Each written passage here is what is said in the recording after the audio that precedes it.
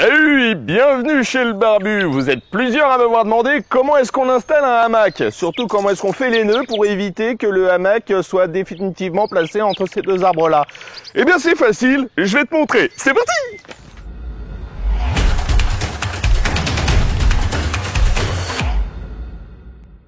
Alors, pour installer un hamac, il vous faut un hamac. Et après, il vous faut deux arbres, espacés de ce qu'il faut pour le hamac. Alors, le hamac. Quand tu as un hamac, en général, tu as deux longes, comme ça. Et très souvent, les gens, ils prennent leur longe comme ça. Ou comme ça.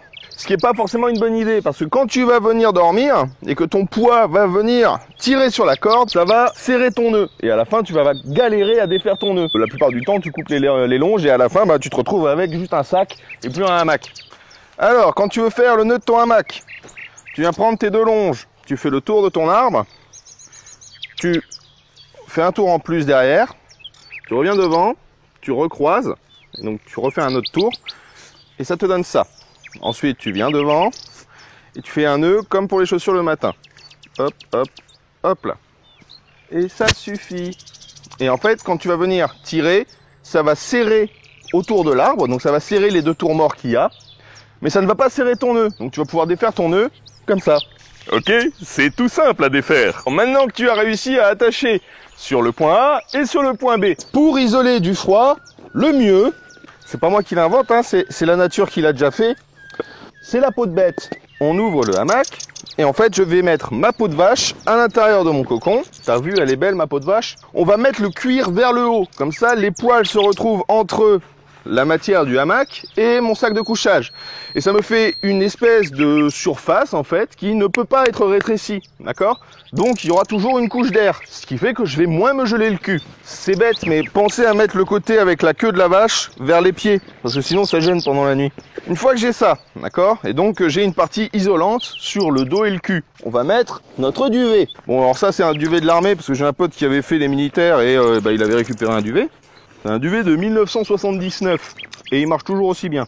On vient poser notre duvet sur notre peau de vache. Je vais même faire le tour pour que tu vois bien.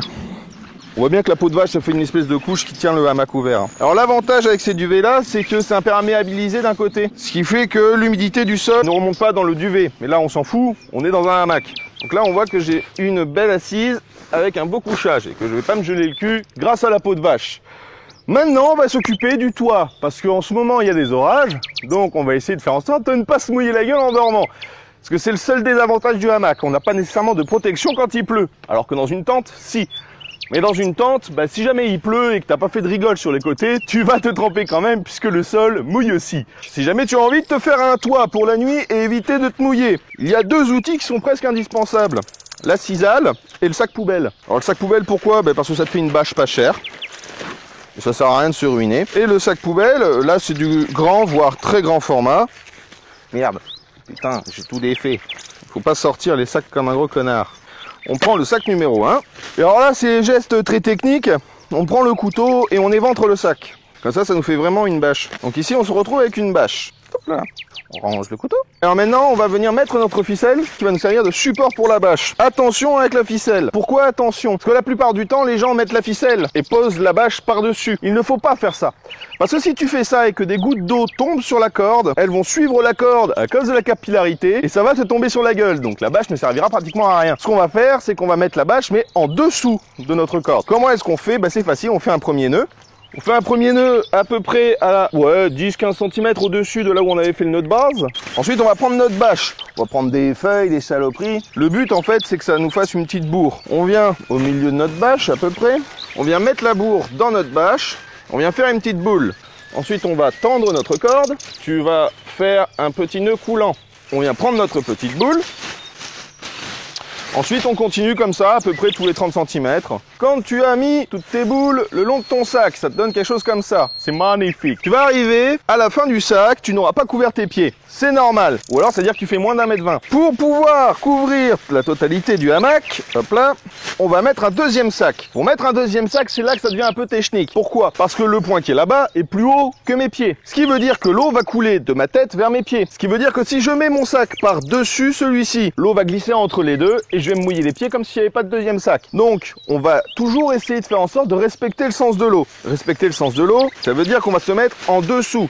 Le plus bas vient en dessous du premier, d'accord? Parce que comme ça, l'eau coule et passe sur le deuxième sac. Si jamais on veut être sûr que la capillarité ne guidera pas l'eau entre les deux surfaces de plastique qui sont posées l'une contre l'autre, on va mettre 10 cm. On prend notre bourre et on vient prendre les deux sacs ensemble pour former notre jointure. On continue avec notre nœud coulant, hop là, et on vient prendre les deux sacs plus la bourre dans notre nœud coulant. Ça nous fait une magnifique jointure d'à peu près 15 cm. Le minimum c'est 10. Une fois qu'on a fait ça, eh ben, on continue avec le deuxième sac pour couvrir jusqu'au pied. Donc là, il va me falloir encore 2 bourres. Une fois qu'on a fini de mettre toutes nos boules le long, on va venir tirer et ça nous fait une magnifique guirlande. Tu auras noté que je n'avais pas coupé ma ficelle avant parce que je ne savais pas combien de boulettes j'allais faire, ni combien de cordes ça allait me prendre. Et donc si tu le coupes avant, tu vas avoir l'air con parce que tu vas arriver trop court entre tes deux arbres. Et on va venir attacher notre toit. Il ne me reste plus qu'à tendre les côtés et j'aurai un magnifique toit pour pouvoir dormir. Ça te donne ça.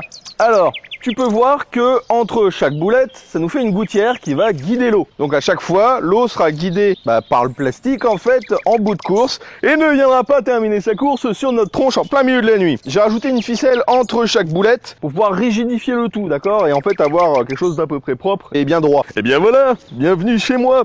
Donc en fait avec 2 sacs poubelles, tu fais la bâche la plus simple du monde, la moins chère aussi, à peu près 2 € sur le rouleau de sac. La peau de vache, du coup je me gèle absolument pas le cul. Voilà, il ne reste plus qu'à faire un petit feu de vent pour éviter d'avoir tous les moustiques qui viennent me faire chier pendant la nuit et nickel. Là, on passe une super nuit. Il ne reste plus qu'un petit truc à faire, c'est l'oreiller. Si vous prenez un oreiller industriel, donc en fait avec de l'espèce de mousse dedans, la mousse va se gorger d'eau, ça va puer au bout d'une semaine et ça va être dégueulasse. Le mieux, c'est encore une fois la peau de bête. Une petite peau de mouton, hop là, que je roule, hop là. Alors si jamais vous avez des effets personnels comme, je sais pas moi, les bijoux, le portable, les lunettes peut-être pas parce que tu vas les exploser en dormant, et tu les mets à l'intérieur de ton oreiller et puis tu roules l'oreiller que tu viens mettre derrière ta petite tête. Et comme ça, là, tu es nickel. Je voulais aussi vous parler de Max Philippe, c'est un des aventuriers de la course Wild, c'est la course à la survie sur M6. C'est un super copain et il a ouvert une page Facebook que vous trouverez en description de la vidéo. Vous y apprendrez plein de super trucs. Merci à tous les nouveaux mini barbus qui sont arrivés. On est bientôt 700 sur la chaîne, ça fait vraiment super plaisir. Jamais j'aurais cru qu'en ouvrant une chaîne sur le bushcraft et la survie, on arriverait à avoir autant d'abonnés. Merci beaucoup les mini barbus, ça fait super plaisir. Likez, partagez, commentez. Vous connaissez la chanson, vous êtes dans la famille barbu maintenant. Et surtout, n'oublie pas, abonne-toi!